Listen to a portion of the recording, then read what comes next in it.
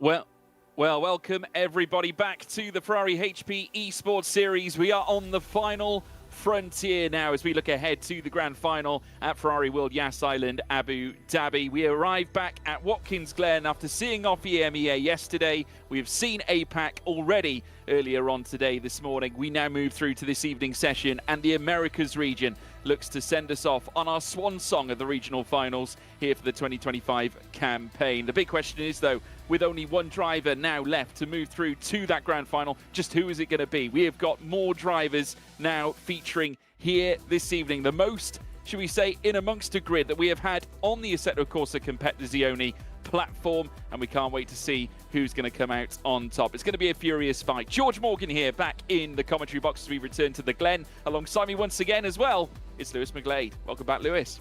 Well, again, this is going to be an exciting run. Our final broadcast together.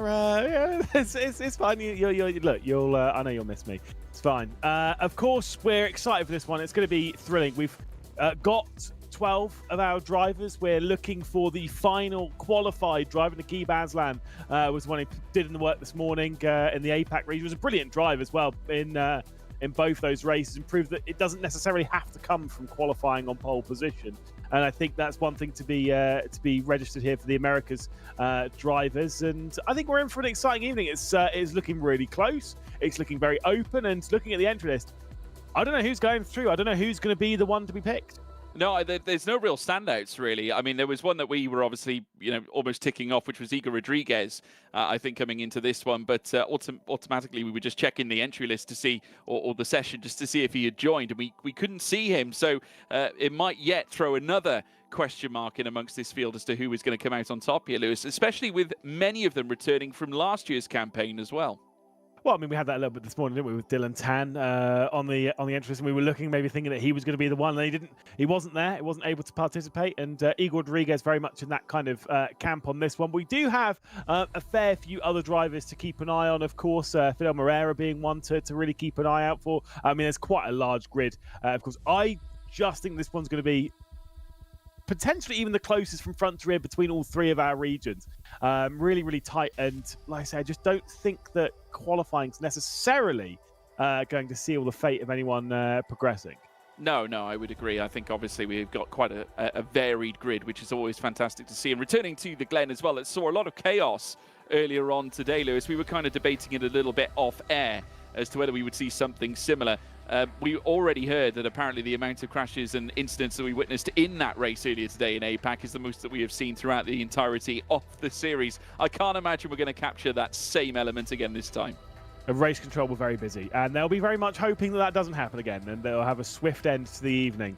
But you never know. I don't think it will be in the same levels of chaos as what we had with the APAC region. I think one of the main factors on that is I don't think we'll have the field spread quite as large as we have in the APAC region. Whilst the front of the field we're expecting to be at relatively in that same kind of pace, setting the mid 142s, maybe even the odd low 1 minute 42 like we saw with the EMEA region. It's more that chaos kind of comes when there's the huge divide from the front of the field's pace and then the rear of the field's pace. And I don't think that we're going to get quite a large split here. No, I think it's going to be quite varied. It's going to be intriguing, and obviously qualifying is going to be very intriguing as well.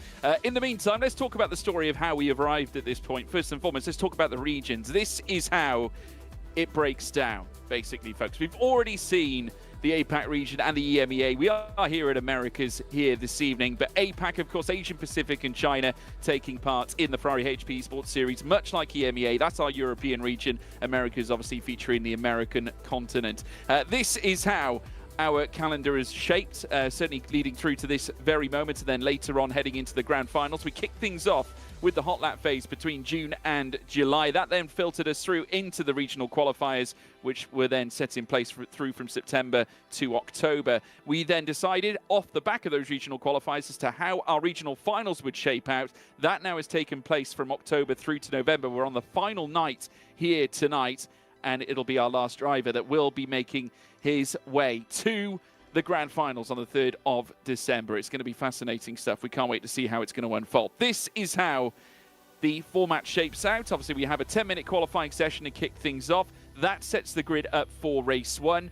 Race 2, though, a little bit different. We get the grid from the result of race 1. So you've got an imperative qualifying session and an imperative first race as well, because it's all about finding that track position. A little reminder, the top 2 go through in iRacing from all 3 regions. It works slightly different to the Assetto Corsa. Only 1 went through from each region on Assetto Corsa as a platform. We move through now on Assetto Corsa Competizione, and 2 go in from EMEA and only 1 from Asia Pacific and 1 from Americas. So that is how the system works. Here's our calendar. We've already breezed through Imola, completed that on iRacing with the Ferrari 499P. We then headed through to Laguna Seca, and that was on Assetto Corsa. We were driving the Ferrari 488 for that one. But now here at Watkins Glen, as we now march through to New York for the final time, we are back with the Ferrari 296, and that's how things are going to shape up on our final date here, the 8th of November, now to decide the final driver that is going to make his or her way to Ferrari World Yas Island Abu Dhabi. Now, we can introduce back as well another friend of the show, obviously part of the Ferrari crew as well. It's Isaac Gillison. Welcome back, Isaac. Thank you very much. Welcome. Thank you.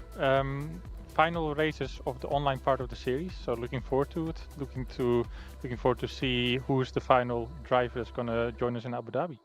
And quite a spicy grid here tonight as well, Isaac. I mean, what do you make of it? I think definitely one of the most competitive lineups I think we have had so far in the series. Yeah, for sure. Some big names from the ACC world of esports, but the biggest differentiator I think tonight will be who's got the experience in the 296 GT3.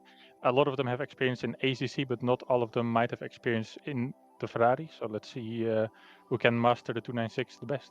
Yeah, obviously that's going to be the big mission. And here at Watkins Glen, we've already seen that the drivers aren't afraid to really mix things up, sometimes going too wide, obviously, to go for overtakes. But we have seen 3s and 4s in certain spaces, and Watkins Glen is open for that, Lewis.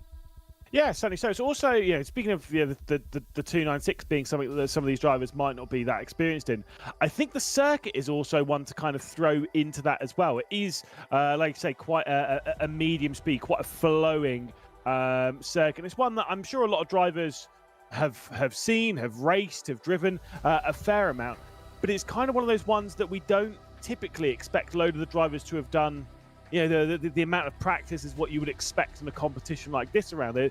Not too many high-level esports competitions here on Assetto Corsa Competizione actually really use Watkins Glen quite as much. So that'd be very fascinating to see if they've managed to get themselves up to grips. I'm sure it's not really going to be that difficult for them. It is quite a simple circuit, relatively speaking. But again, it's one that requires a little bit of bravery and some confidence. Yeah, no question. We've got quite a few drivers here as well, Isaac. You'll know a little bit about the, obviously, the SRO side, where we have seen the GT World Challenge sprint, whether it be in Europe. Of course, we do have the Americas region to consider as well, very much like its real-life counterpart. Many of those drivers that have competed in that series also coming here to the Ferrari HP Esports series. And this is a fantastic platform, introducing drivers from various different championships to race here in one car, in equal machinery.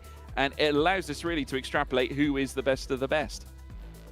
Absolutely, it levels the playing field, right? And this is just the online part. We want to get all of the big talents from all of the different platforms, put them all together in one offline final in Abu Dhabi with a different rig for all of them. Or everyone gets the same rig, but it's different than the ones they are driving at home at right now. And different platforms as well. So we get the driver that's most skillful on all platforms, has the best adaptability, and just the best overall driver. Yeah, obviously, speaking of rigs, we want to say a big special shout out as well to Next Level Racing and Thrustmaster as well for their continued support of the Ferrari HP Esports series also.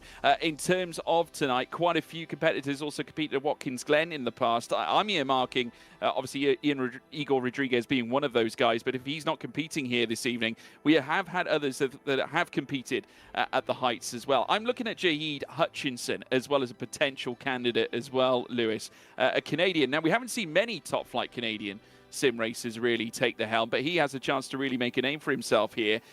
Is in fact a GT World Challenge America Sprint Indianapolis winner from 2023. So has that experience at the top level, which might make his job that much easier coming into an event like this.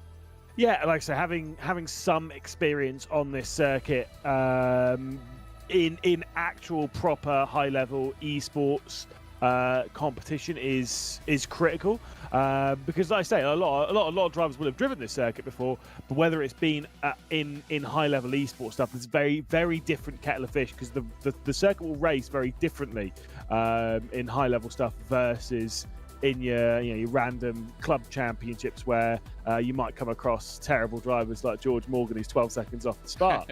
A couple of others to look out for. Skylar Loverink as well. I think there's one that you were pointing out. Got some potential speed as well coming into the round. And it is a solid grid. Yeah, I mean, Skylar Loverink competed in the 24 Hours of Watkins Glen earlier on this year in January. It was the 6 Hours of Watkins Glen also this year for Jose Alejandro Perez. There's quite a few that have really got involved in some highbrow events here at the Glen, which will only, I'm sure, help them out heading into a race like this. But also, we've got to take a look back at some of the drivers that might yet feature at the top this year after competing in this championship last year. You touched on Fidel Moreira earlier on in the broadcast, Lewis. I want to ask you, Isaac, prior experiences. We touched on a little bit of this in the broadcast earlier today for APAC. With Fidel Moreira coming in as already a race winner in the Ferrari HP Esports Series from 2024, that will surely help him out here in this final event of the regional finals. Yeah, for sure. Since last year, there haven't been any big tire model updates in ACC, if I'm correct. And so the setups they've developed last year, they will still very much be relevant. And it's so nice to start with an esports setup that you've already developed as a base to see if you can just squeeze out that last tenth and a half, because that's what we're talking about here. A tenth or even less can mean the difference between pole or being outside of the top 3 or top 4. And if you're outside of the top 3 or top 4, then we've seen in the previous races as well that it's really difficult to make up places after that one.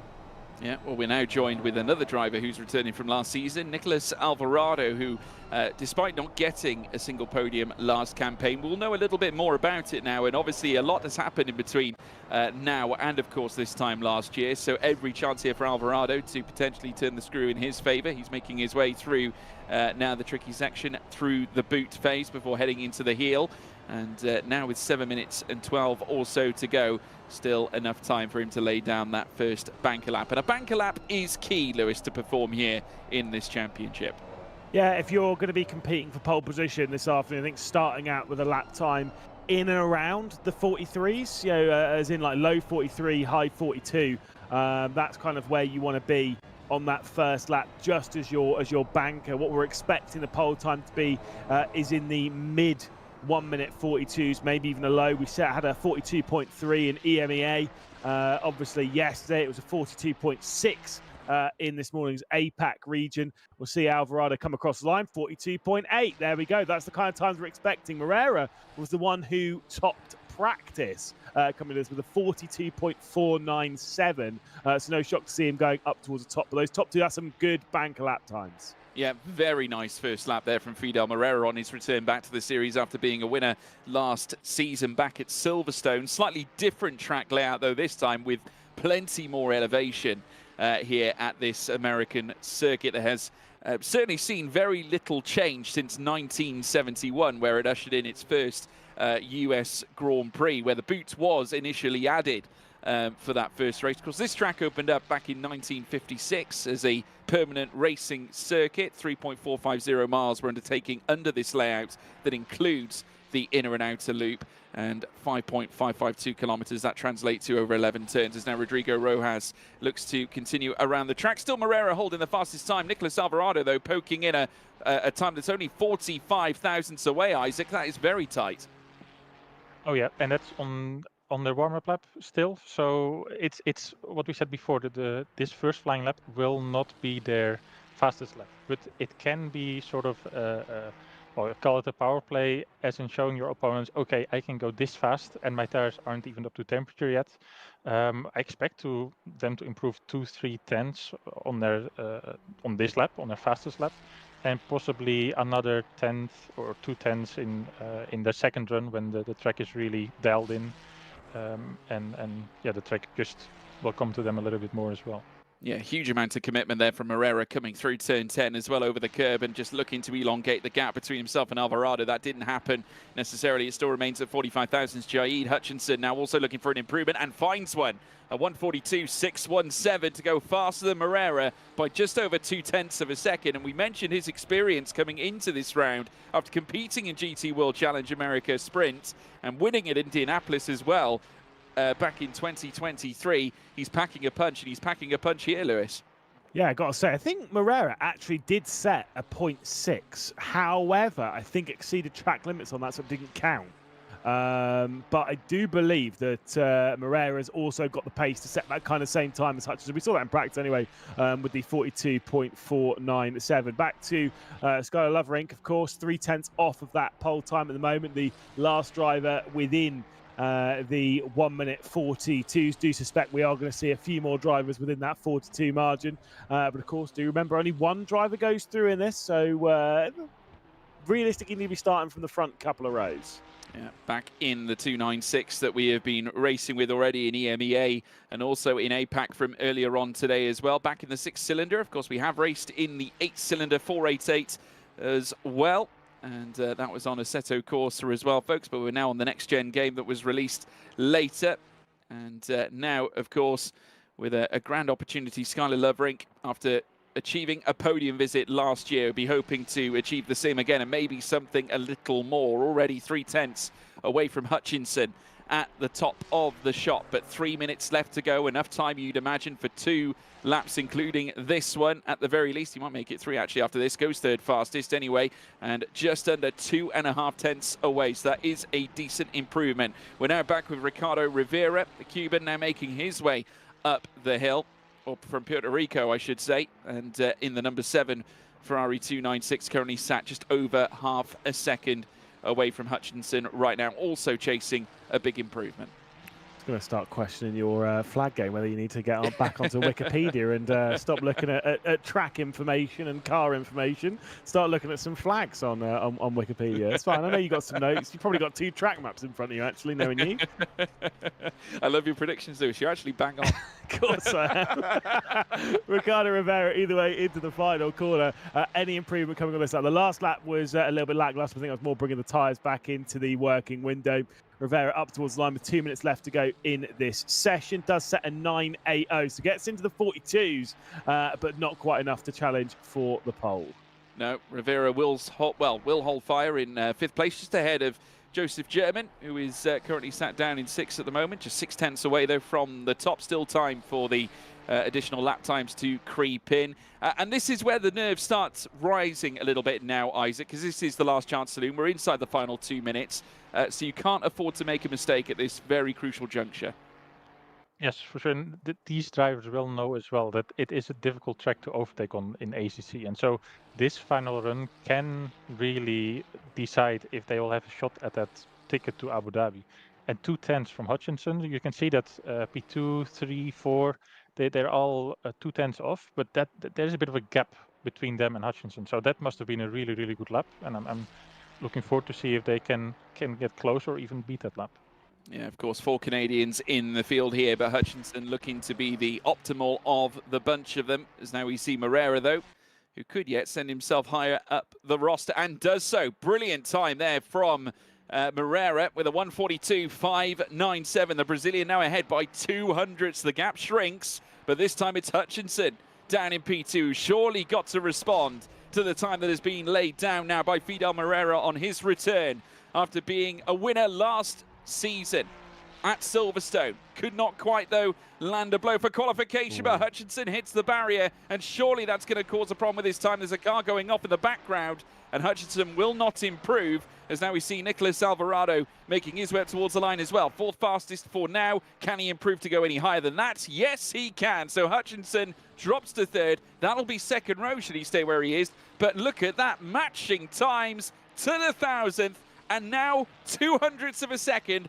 blankets the top 3, Lewis. Incredibly close, of course. Fidel Morera on the final lap of this qualifying session. Of course, we did see Hutchinson start a final lap. Yes, it was a 43.3 on the end of the previous one, but Does get enough time to do another lap. The only problem is with that clobber of the barrier, is there any damage on the car? And did that give her a much slower exit onto the start-finish straight? It would have definitely dropped some speed there on the start-finish straight. So Hutchinson will need to really throw this car around the circuit if they're able to challenge for the pole time. Moreira's got at least a 10th in the bag based on practice, and at the moment is just about clinging on to the final grasps of pole position. Is there going to be any further improvement, though, to cement it even more?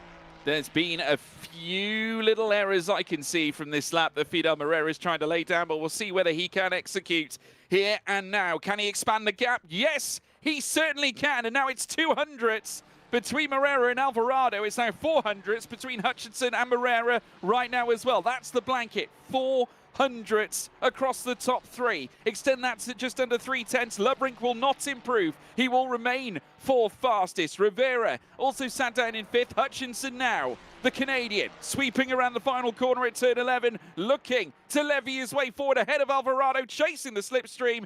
Does bring the gap down, but it's a mere 33 thousandths. He will not gain any spots. Alvarado with one last gasp, chasing pole. He gets pole position. It's Nicholas Alvarado, fastest here in qualifying. A crucial last gasp lap. He's on top heading into race one.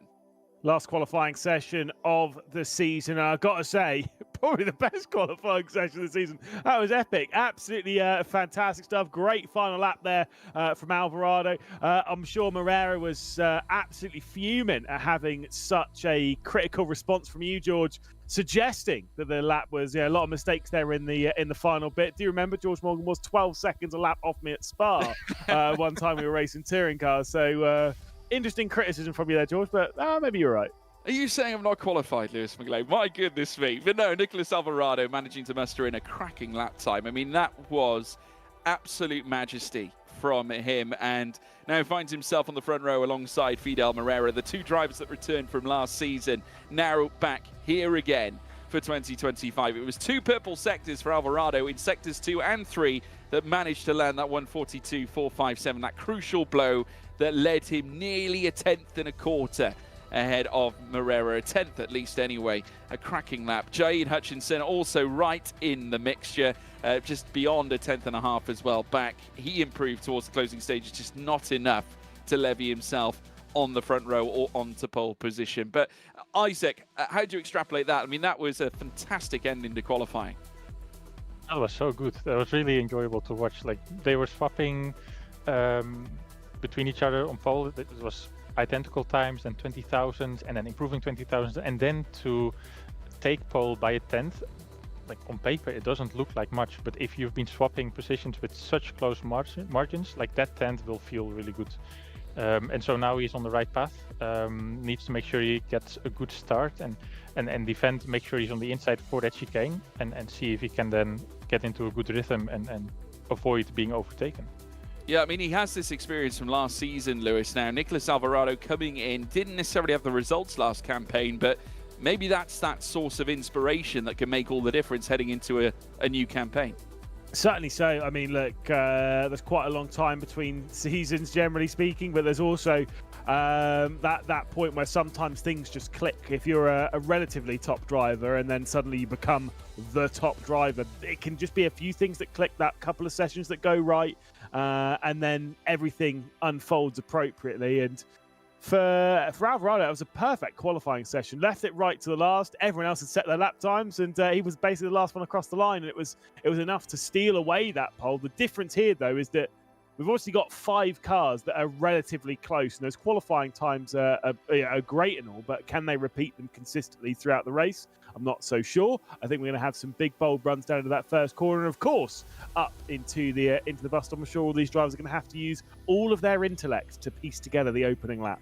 Yeah, no question. And obviously now we witnessed how close they can be in free practice. They're close again in qualifying for a large portion, Isaac. It was 400ths between the top 3 right through the course of that qualifying session. It wasn't until the very last minute we saw the OP times get ushered in. But, I mean, with only one driver able to go through in this one, much like we saw this morning, surely it's going to be a barnstorm. There's going to be action in this race. For sure. And I would also say don't don't count out Lovering, because he did the fastest first sector. I know he's got a lot of experience, so in a race like this he might shine. I think it really has to come from these first 2 rows. And so let's see if they can keep the turbos pulled up, if they can get a good run into turn 1, but very much importantly as well into the chicane. Yeah, well, they now trickle down towards the lights. They're in 2 separate columns. The rest of the field filtering in behind those 2 fastest drivers in qualifying. It's Nicolas Alvarado, Fidel Moreira. Alvarado looking to take it from lights to flag. Can he do it as they put pedal to the metal? And it's go! Go, go, go, go. Great start there from Nicolas Alvarado, but it looks like Moreira might have paid the price, because here comes Hutchinson up the inside, and a little bit of wrestling sees the Canadian move through into 2nd place now, this time with Moreira down into 3rd. A difficult start for the Brazilian. Further back, we have Skylar Loverink, Ricardo Rivera as well, further down, as well as they look to contest over 4th place, as now they rise up the hill this time around. Joseph German then at loggerheads in P6 with Rados in behind him, as now they storm uphill now and head through the initial chicane. Skylar Loverink occupying 4th still, as he did towards the start of the race, as they now peel through the middle sector. Nicolas Alvarado, perfect start so far, Lewis. Hutchinson was not settling for 2nd place there on the race down into the 1st corner. Saw the opportunity open and went full send, and maybe a little bit too aggressive, maybe a little bit over the line, but hey, do you know what? I like seeing it. Someone who's confident enough to give it that send, especially in that tricky braking zone. And I'm sure he'll do very much the same thing to Alvarado should the opportunity show itself. And I get the feeling with 13 minutes and 40 seconds left to go in this race, there's plenty of time for Hutchinson to find that opportunity. No doubt. Obviously, he's still got plenty of pace under his belt. Do not count out Jaheed Hutchinson, who has already proven himself in the past in prior competitions. Of course, we will be taking a look at the replay of the start as well and seeing what played out with Hutchinson's move heading into 2nd. We're going to ride on board now with Hutchinson's car. This is the Ferrari 296 in black, as he now looks up the inside on Fidel Moreira. The Brazilian just had next to no chance. Stewards might take a little look at that one, Lewis. Yeah, but I think, for one, I think it's just a lap 1 thing. Also, I do think that Hutchinson was there. The curb's quite large on the inside. I don't think that anything major is going to come of that. If anything, you could maybe lean a little bit towards Moreira, not really giving. It's kind of like you could say he didn't give enough room. He kind of did, but then it depends where you count the end of the track. So I think it's fine. I think it's just racing instant. Carry on. Yeah. Well, ultimately, we just saw there Hutchinson getting closer and closer to the back of Alvarado. That battle could yet kick off now, as we now witness a battle kicking off between Aldo Rossi and Chauvin in 9th place, as well as they come through as well the S-bends, or through the inner and outer loop, before heading through the next segment, coming out of the outer loop down the chute towards turn 6. And now it looks like Rossi under pressure from Baumann in 11th spot in the yellow 296 this time, trying to break inside that top 10, which will mean points as well. Remember, the lowest point count is 1, and that is for a P10 position. So Rossi holding on to it for now, and I'm sure Baumann won't think twice about making a move with the possibility of gaining a better championship position. But so far, Nicolas Alvarado in control. Fastest lap of the race also in his back pocket. Hutchinson just down in 2nd, still only half a second away. Equal gaps between the top 3 in our classification. They're breaking away from Skylar Loverink here, Isaac. Yeah, definitely. I think at this stage of the race, they're just trying to find the rhythm. They're around this time of the race. I think their tires are starting to get up to the right pressures and temperatures, and now they really can start to dial into the rhythm. I don't expect anyone to run away with it. I don't think Alvarado will really get a big gap. The slipstream is quite strong. Overtaking is difficult, but slipstream is strong, so you can stick with the car in front of you. And then it's just up to Alvarado to basically play a sponge, soak up that pressure from Hutchinson, don't make a mistake, and see if you can get a clean run to the end. Yeah, that is the mission. Now watching Anthony Kelly making his way up the hill as well. He's got Baumann in his sights, as Max Baumann now will come under pressure. Here comes Kelly. Look up the inside, not choosing to make the move. Slightly hesitant, I got the feeling there, heading in towards the inner loop. And we know how cautious you have to be on the brakes. It got very tight between them there, Lewis. It got tight between Muser and Chan in the background. Those two were off the road with each other. Let's just go with that. I'm not sure as to who made contact with who, but there was definitely contact. Get the feeling that it might have been Muse looking to the outside of Chan, and then that was where the contact came from, spinning around, going through the bus stop. Easily done. That said, it wasn't in the points-paying position, so relatively speaking, this competition doesn't matter too much. Remember, if you want to remain in the competition and remain with a even remote chance of being that one driver to progress through into our grand final, you've got to be in the points-paying position. If you're outside of it, there is no chance. Fidel Moreira has dropped back, though, down into 5th position. We'll get a replay of this in a second, but something has happened to Moreira. He was running in 3rd. Let's see through the bus stop. Yeah, coming through the bus stop now. And yes, a little bit twitchy coming over the curbs. Yes. Ooh. Now, we mentioned this. We spoke about car preparation. I know you touched on it, Isaac. Maybe a misjudgment on Fidel Moreira's part.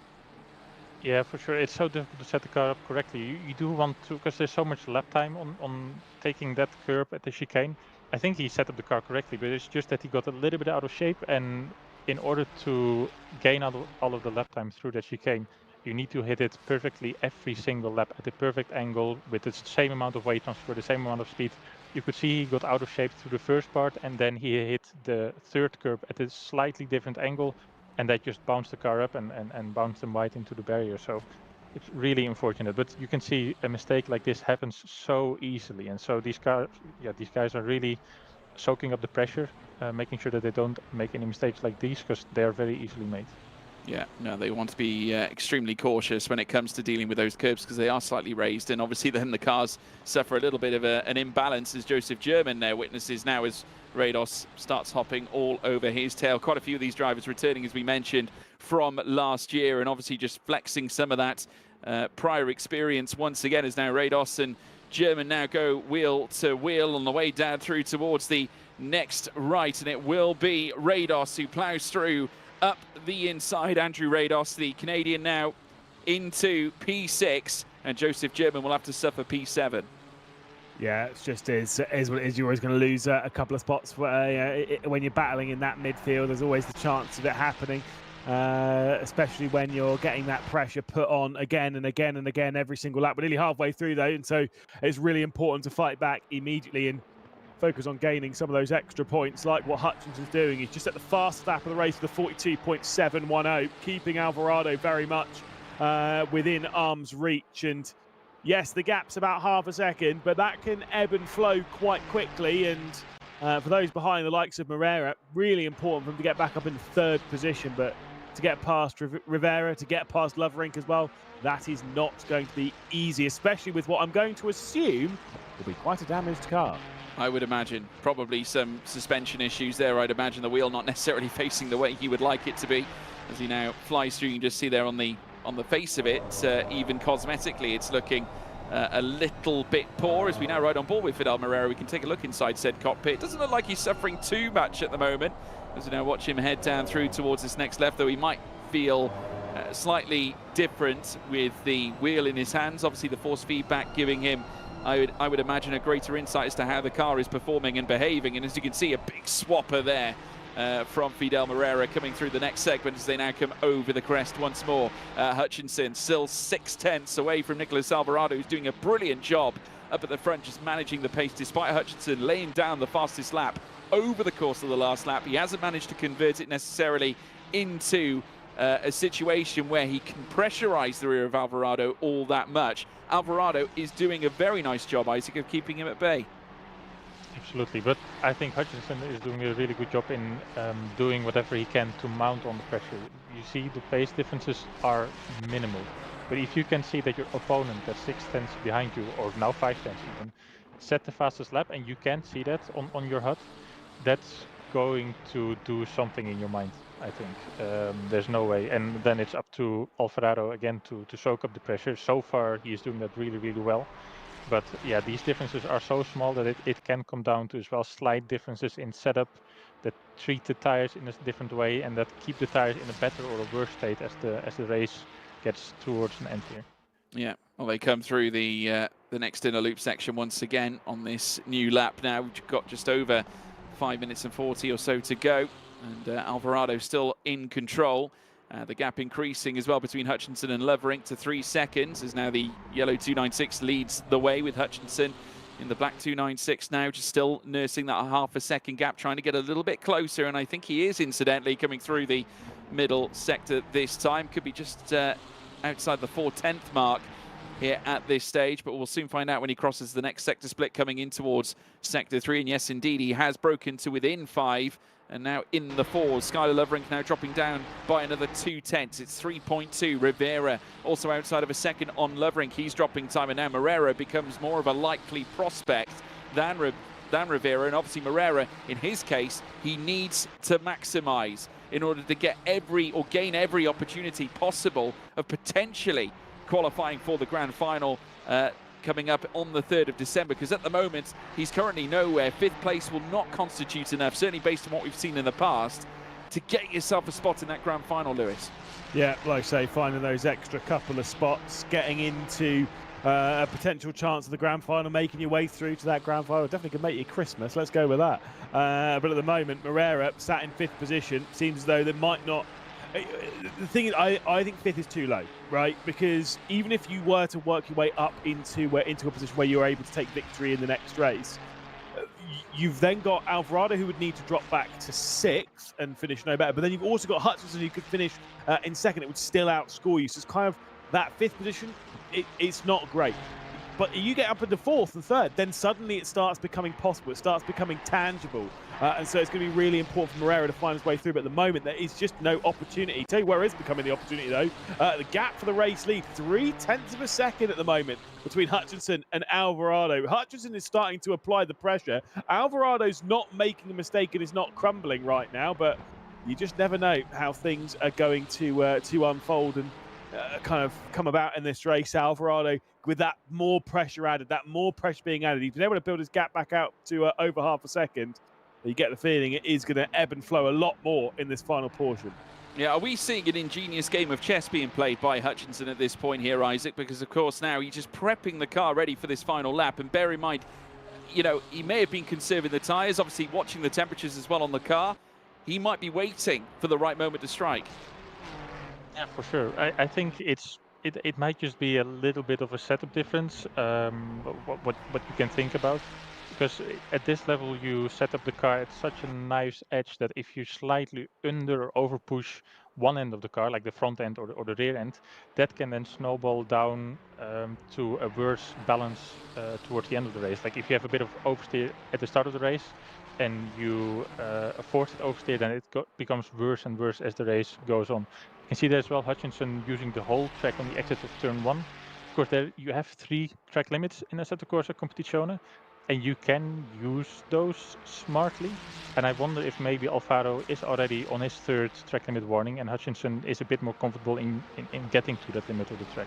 Yeah, obviously able to take more risks as well by extension. So there we go, as we now watch Fidel Moreira trying to close up onto the back once again of Ricardo Rivera over 4th place. More points on offer as well if he can muster this. And there, obviously you can see in the distance Skylar Loverink, that gap has come down just a shade as well. Remember, that was about 1.2 not too long ago, so that's 2/10 taken off by Rivera. So maybe Loverink starting to feel the pressure a little bit, looking to return to the podium for the first time since last season. It'll be a welcome return as far as he's concerned as well, and we'll give him every chance heading into race 2 should we see a major twist in the tail coming through to the closing stages. As we're currently watching picture in picture on the right hand side of your picture, folks, wherever you're tuning in around the globe. We are watching Nicholas Alvarado and Jaid Hutchinson on the right, and the live pictures you're seeing on the bigger screen on the left is the Fidel Moreira P5 battle with P4's Ricardo Rivera, with Loverink as well in the distance. Further back, Rados also trying to creep back in. He's currently just inside 2 seconds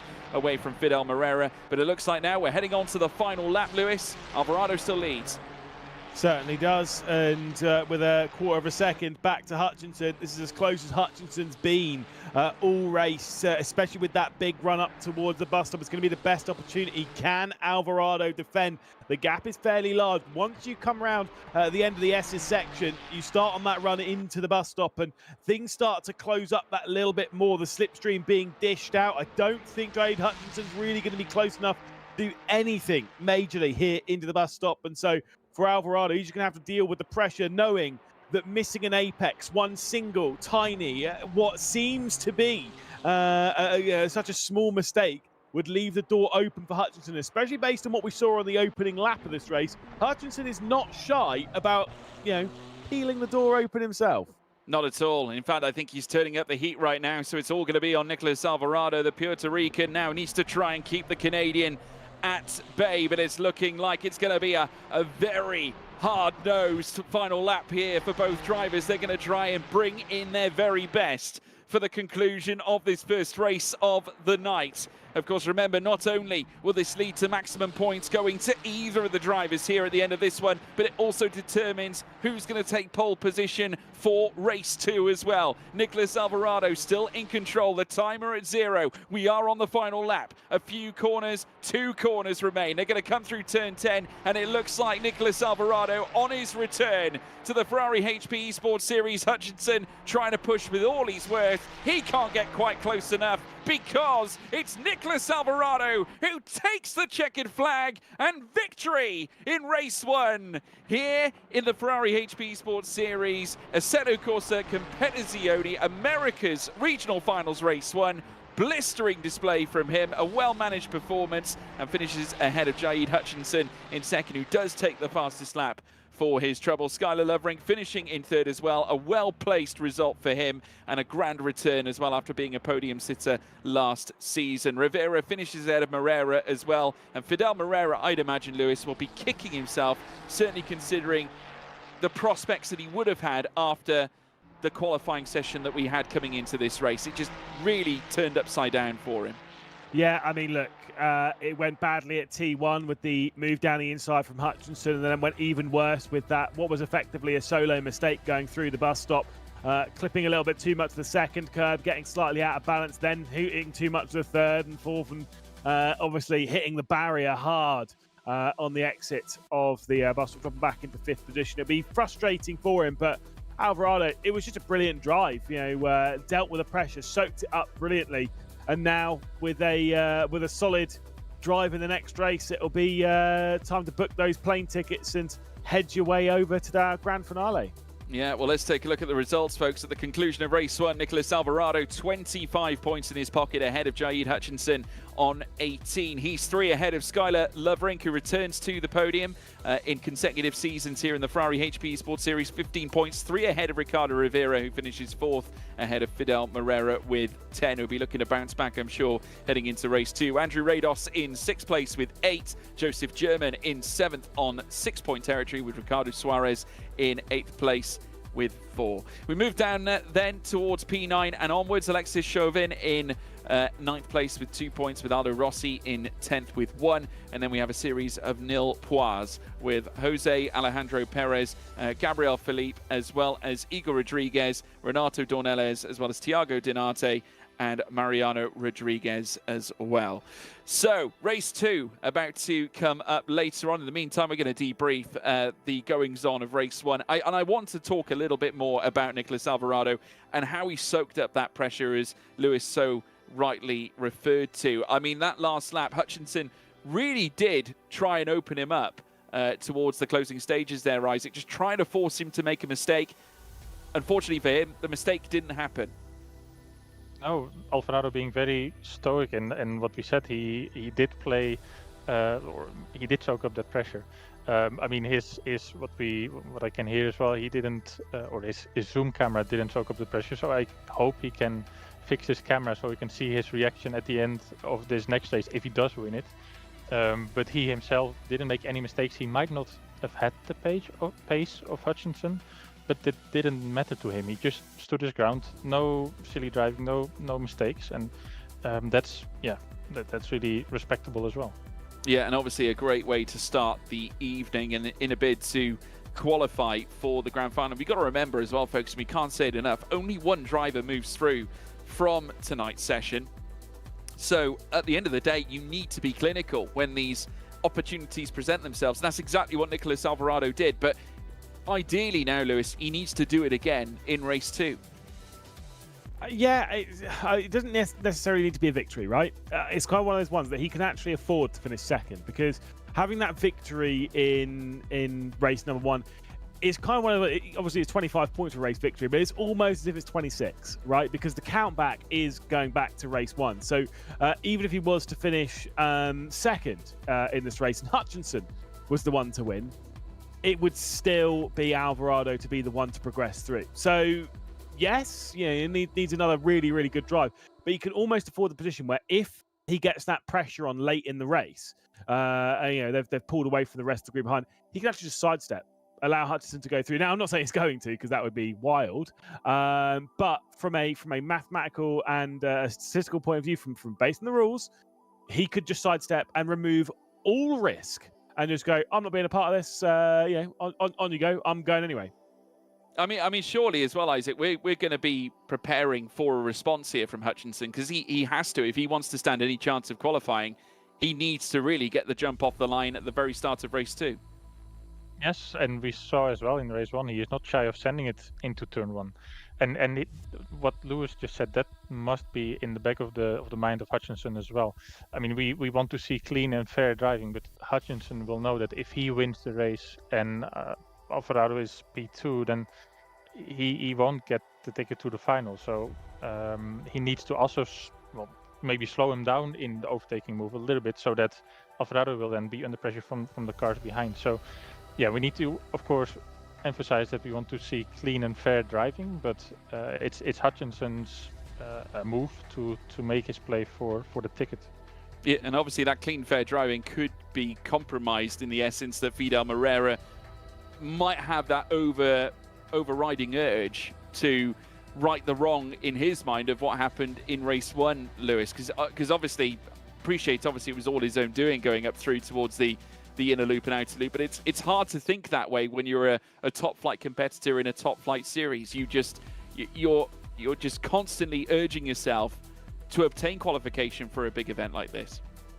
I think yes, that the mistake will have hurt him, but I kind of wonder if he got maybe in a little bit in his own head after Hutchinson with a move down the inside at T1, right? And it's so easy for a driver to let that kind of get inside their own mind, and then that mistake happens. That's what forces that mistake. I think after that point, considering the size of the contact size, drove actually really well after that to at least keep the pressure on to try and maybe steal away 4th position once again and at least fight for the podium, but just couldn't quite do it. I think this race, it has to be effectively for drivers like Moreira, and maybe they don't like saying about from touring car background, why not? It really is a win it or bin it. Go for it, full send, try and open the door, try and force it open, try and go for that move, and I don't necessarily hate that idea.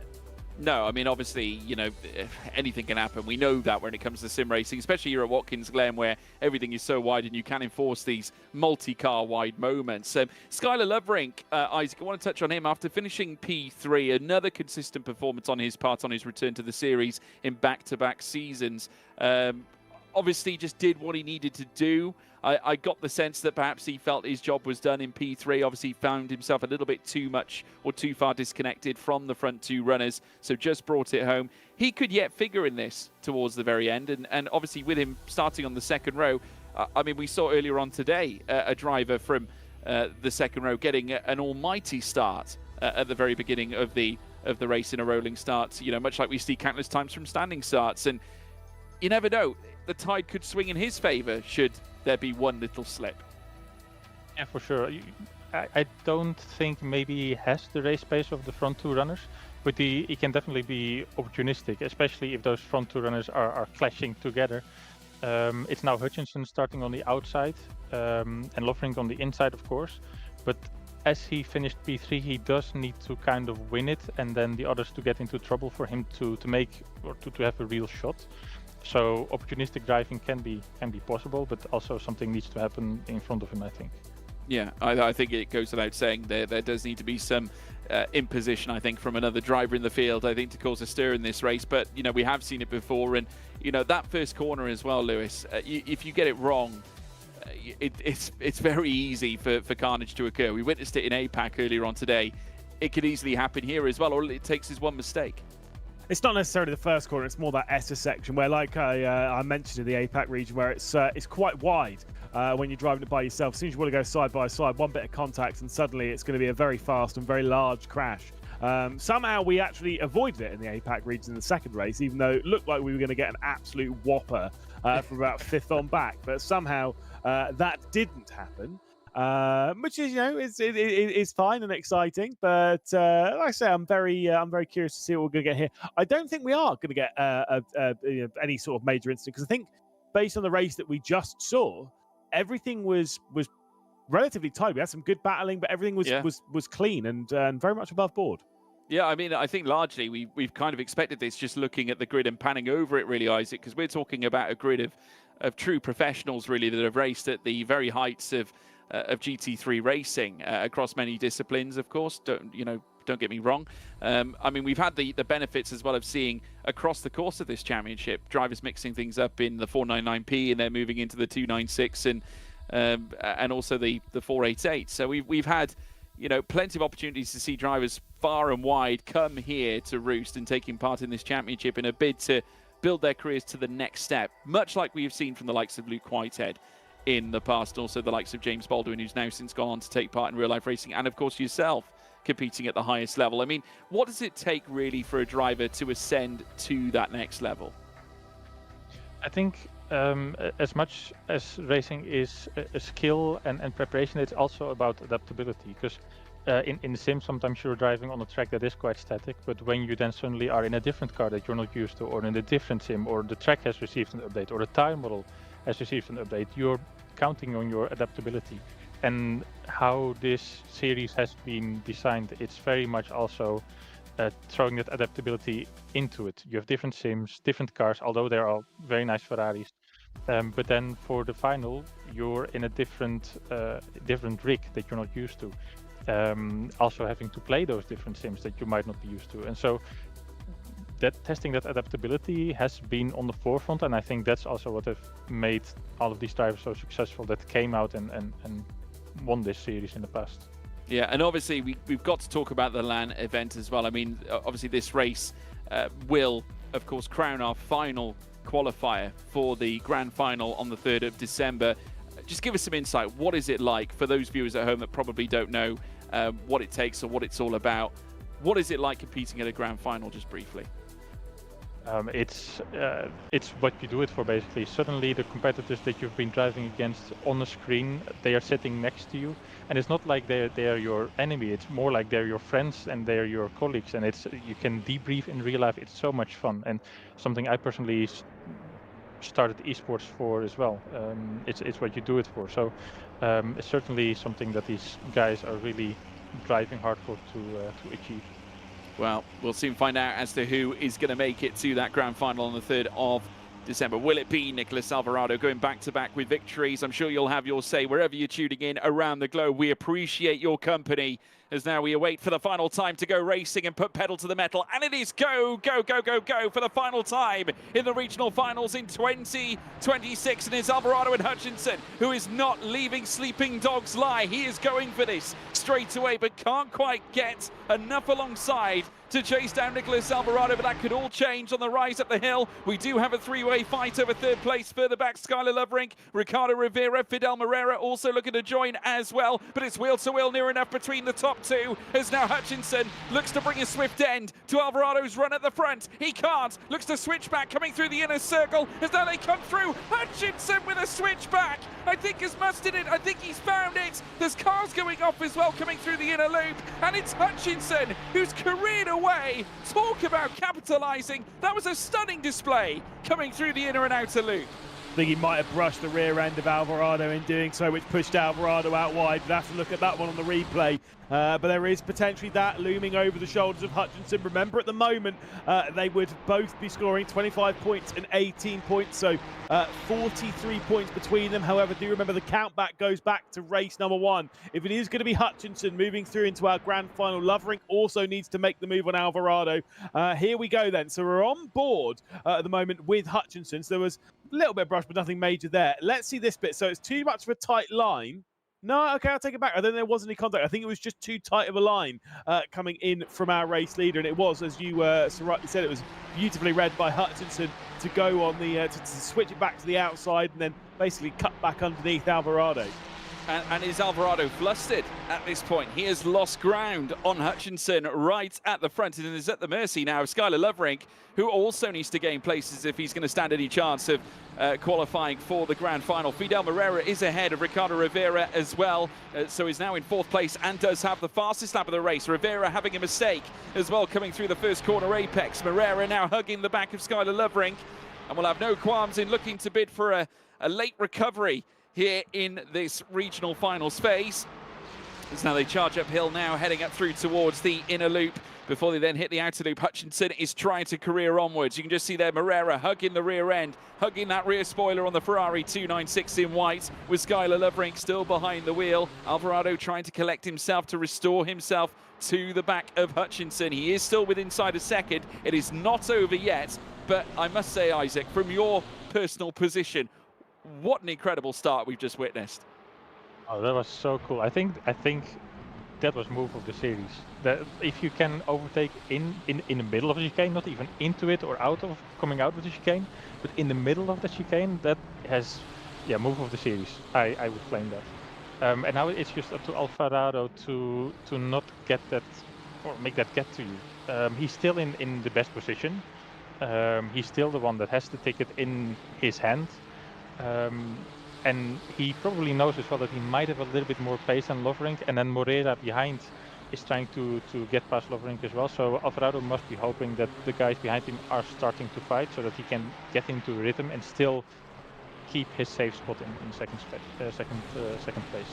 Yeah, it was a stunning effort on Hutchinson's part. Now leads the way and looking to consolidate it, and indeed now he has broken a second on Alvarado, so now the pressure is on Alvarado to hold on to second place, because that's what he needs to do here, as we see multiple cars fanning out here in their battle inside the bottom 10 here, Lewis. Yeah, we've got plenty of fights outside of the top 10. You've got Chan, who's the one leading it. You've got Bagwin Musa, who, of course, Musa and Chan both made contact in the previous race. We've got Rojas, we've got Riley as well. Everything getting a little bit of a cluster in all of this. It's Riley going straight around the outside to try and make it all the way through. I don't know why some of them are going as slow as they are, but maybe the quadruple slipstream up ahead is certainly having something to do with this. It's Riley who's worked his way to the inside of Baumann as they go into the bus stop, and Riley up to 13th position, then Baumann, then Rojas, who we're looking at here, and then also Lindner into the mix.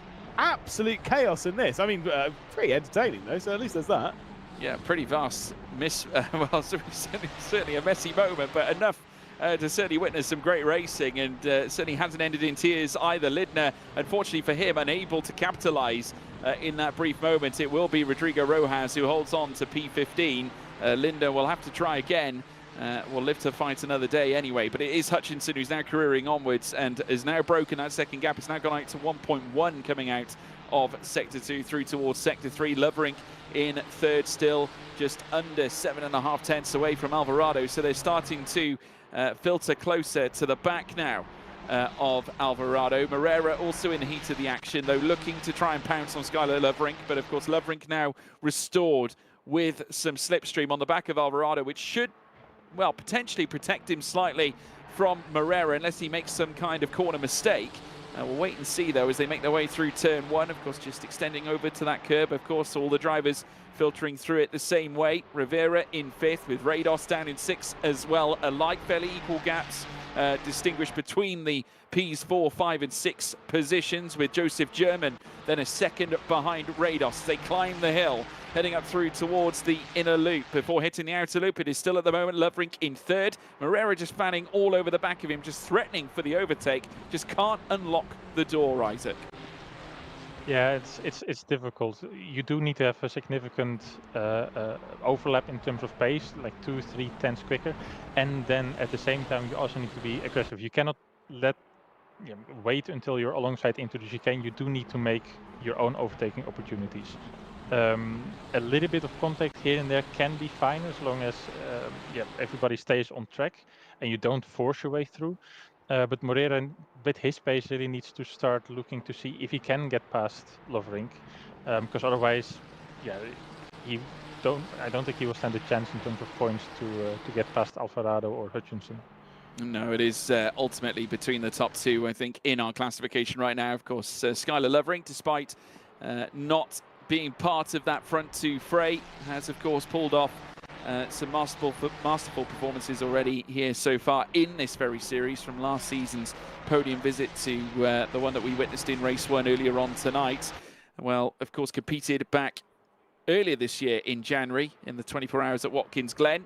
Obviously, that experience definitely paying off here once again, this time in a sprint setting that we race in over 15 minutes worth. As now we see Fidel Moreira getting really close to the back of Lovrink though this time, and Moreira looking to flex his own muscles and is glued in to the back of that rear spoiler on the back of the white 296 now. And they're going to go surely wheel to wheel on the run up through towards the inner loop. This is possibly Fidel Moreira's best opportunity that he has of potentially pouncing on a podium place, looking to recover at least something out of tonight's affair. Is he going to try the switchback that Hutchinson ultimately went for at the very start? Can't quite execute it. Lovrink frustrating him now with 7 minutes and 20 to go.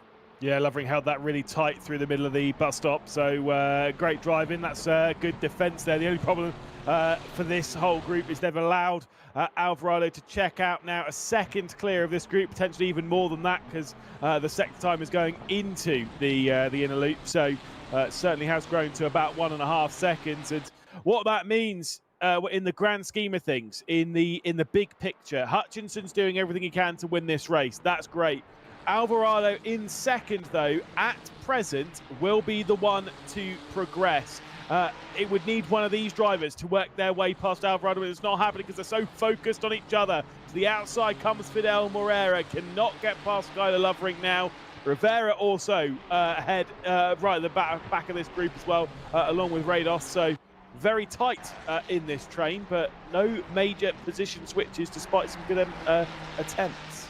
Yeah, well, Moreira's got to be careful here because Rivera is watching every move he makes. A clatter into the barrier as well for Joseph German. That is not something you want to see, especially, I'd imagine, from German's POV, who obviously is just looking to get closer to the back of Rados. Of course, fellow countrymen of Hutchinson, both of them Canadians, as now they sweep uphill through the S-bends now of turns 2, 3 and 4.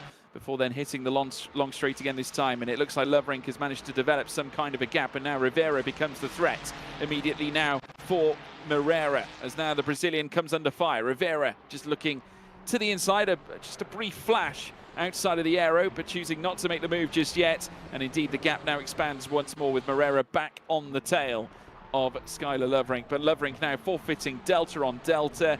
At this point, Isaac, for Hutchinson to gain anything out of this in terms of qualifying for the grand final, he needs Alvarado to make a mistake.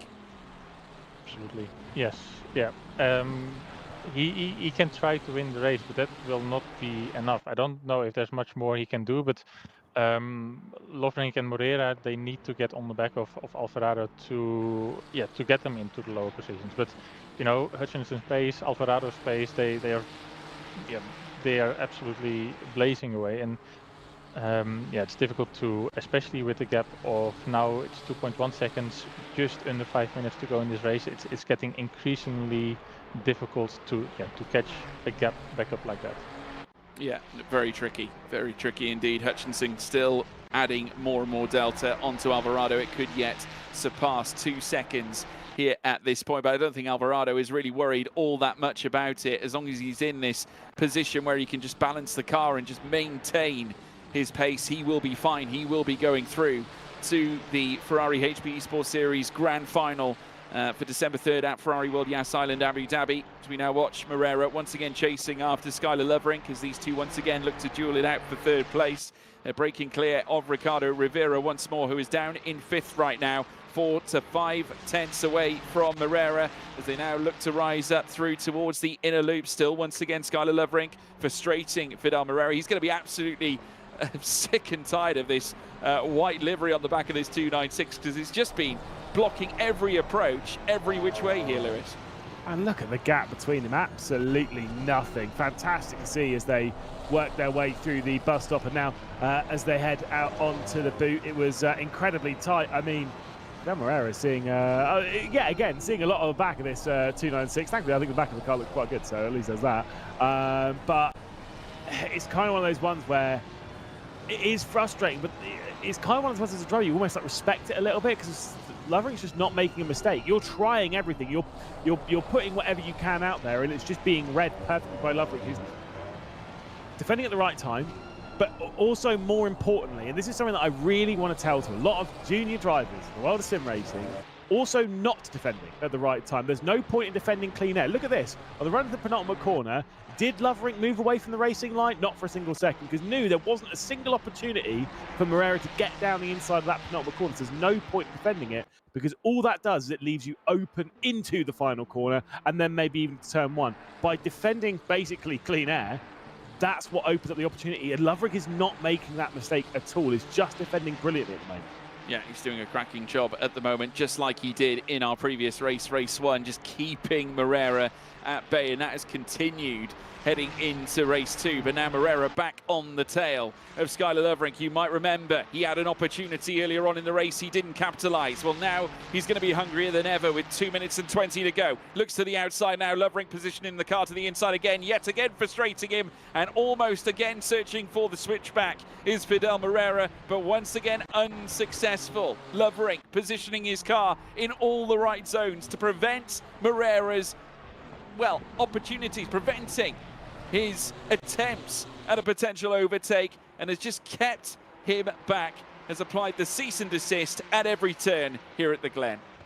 I think the only thing that's really the high risk here for Lovering with that defence into the bus stop is in the middle point of the bus stop, between the inner and the outer loop. There is a point where Morera is obviously carrying a lot more speed, because he can go wider on the entry into the inner loop. There is that risky point of Lovering coming off of the brake and Morera tapping the rear end because of the speed difference. Now, in that occasion, I get the feeling that Lovering's car would be put really out of balance and would be sent. So that's the only real risk here for Lovering, and almost to the point where I get the feeling that Lovering might actually hold the brake that little bit lighter, but for a longer period, going through the middle of that, just to try and keep that balance if he does get any taps on the rear. Well, we're just coming into the final lap phase now, and this will be our final lap in the regional finals of the Ferrari HP Esports Series. Morera now knows that this is his last chance saloon. Does this impact the manner in which he attempts to overtake Skylar Lovering? Will he try something a little different to the two attempts he, well, tried to amass before? It didn't work on the prior two occasions, but now it looks like he may have a more than enough car alongside. He's going to try it up the inside, coming through the inner loop, and will look to capitalise in the same manner as Hutchinson did, and Lovering now loses the car and ceases his reign in P3, falls behind Rivera, and I think wheel to wheel with Rados as they come through now into Sector 2 proper. It is now Fidel Morera, Ricardo Rivera, P3 and P4, as now they charge through on the final lap. Gotta respect it. That was unbelievably brave to hang it around the outside. But it was the only opportunity that Morera was ever going to get. Full send round the outside, keep it pinned, and send it through. Brilliant racing between the pair of them. I know, obviously, Lovering probably will feel a little bit hard done by and all that, but it was brilliant stuff. Hutchinson's going to cross the line to win, but I don't think he's going to be the driver taking us all the way to Abu Dhabi. It was a fantastic effort on part of Jeed Hutchinson. You can just see him on the right-hand side of your screen as well, folks. A truly unbelievable move that Isaac Gillison quite appropriately declared move of the season, and makes his way across the line to take victory here in race 2 at Watkins Glen. A shake of the head. He knows that he should have capitalised probably in race 1. Nicholas Alvarado will cross the line to take P2 and qualification for the Ferrari HP Esports Series Grand Final at Ferrari World Yas Island, Abu Dhabi on the 3rd of December. Morera comes across the line in 3rd with Rivera in 4th. Lovering in 5th ahead of Rados with German and Chauvin 7th and 8th. Then Kelly will cross the line in 9th ahead of Ganier as well, with Riley now down in 11th place. But what a way to finish the regional finals, Lewis. Great, really exciting, really entertaining, and it's been an entertaining competition to get our 13 drivers. Of course, the 14th will be the Thrustmaster wildcard as well. So we'll have 14 drivers at LAN in our season 9. But it will be the last time they're racing in this competition online. So very curious to see what the running order will be in person in just under a month's time, because I get the feeling that it's going to be far less predictable than than even some of this online stuff, where we're kind of looking at it thinking, yeah, well, it's either them or them. Trust me, when you get to that land, basically it's any one of the drivers taking part that can take victory. Yeah, I get the feeling that obviously this is the race that ideally we were, or certainly the night we were waiting for, really, Isaac, to sort of toast the end of the regional finals phase. I mean, the drivers did not disappoint, did they? They certainly did not. It was really good to see. Like with Assetto Corsa, I think as well on Laguna Seca, saved the best for last in terms of entertainment in the race. Hutchinson drove his heart out. Unfortunately, his victory was a little bit bittersweet because he didn't get the ticket in the end. And Alvarado just played it very smartly. Won that first race, counted on his points for the second race, and also a well-deserved point scorer. Yeah, I mean, we're talking about a driver who is the only driver flying the flag for Puerto Rico. There's got to be some national pride there, Lewis.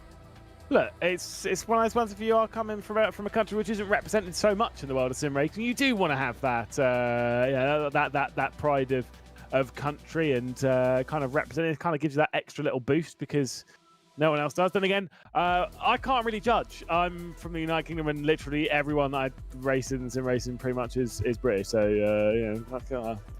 I never got out of national comps. It wasn't good enough. Well, we're not. We can't speak from experience, obviously. No, I think at this point. But yeah, obviously, what this does mean now is that we have crowned our final driver moving through to the grand final after the regional finals phase now concludes. But it's one thing to compete in the regional finals, Isaac. It's another to take part in a LAN event such as this, especially with the magnitude of the Ferrari branding as well, because Ferrari in itself is a household name in world motorsport. Absolutely, it is. It's a brand steeped in history, and you're racing for a life-changing opportunity. I am lucky enough to be part of the team after winning it in 2023, the Esports series, and you have a certain view of Ferrari from the outside, and which is great. And then when you do get to become part of the team, you understand where all of that passion is coming from. And so I would say, to those guys that did qualify in the online series, make sure you enjoy your success. And now it's time to also make sure you start getting comfortable on the different sims, on the different cars, because you'll be very heavily tested in those simulators and cars in the final. Yeah, no doubt. And obviously it's going to be a whole new prospect, a whole new journey for them as they cross over to the Abu Dhabi island. We now take a look at the final classification. Of course, there is provisional results, folks. Of course, stewards do take a look at the incidents first before declaring as to who goes through or who finishes where. Nicholas Alvarado and Jihad Hutchinson will finish level on points with 43 apiece, with one win and a P2 going their way. But ultimately, down to count back, Nicholas Alvarado will go through based on what we're seeing right now, unless the stewards have something else to say about it. Fidel Moreira finishes in third after that truly succulent final overtake on Skylar Lovrink, I should say, who ultimately finished in fourth. 25 points shared between those two drivers. Also with Ricardo Rivera down in fifth on 24, a point back from those two. With Andrew Rados in sixth place in 16-point territory, 4 ahead of Joseph German. Alexis Chauvin in 8th place as well with 6 points against his name. We then move down from P9 onwards to take a look at some of the names that also made their way just about inside the top 10 and also featured themselves just outside as well. Ricardo Suarez on 4 points, 2 ahead of Anthony Kelly, with Aldo Rossi in 11th on 1 joined at the hip with Albert Gunilla as well, and 0 points for Jose Alejandro Perez, Gabriel Felipe, as well as Igor Rodriguez and Renato Donelles as well in 16th place. But there we have it. Regional finals concluded. I want to talk to you both about favourite moments. Lewis, I'll start with you.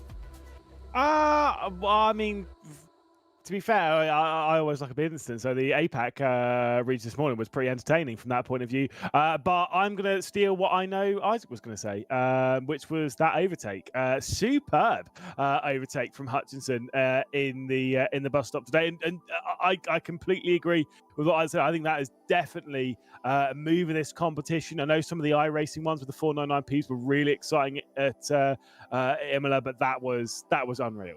I mean, you can say Morera as well, Isaac, if you want to. Technically, that's a separate move, but it was kind of done similarly as we saw with Hutchinson. I think I will take it. I think I'll take it.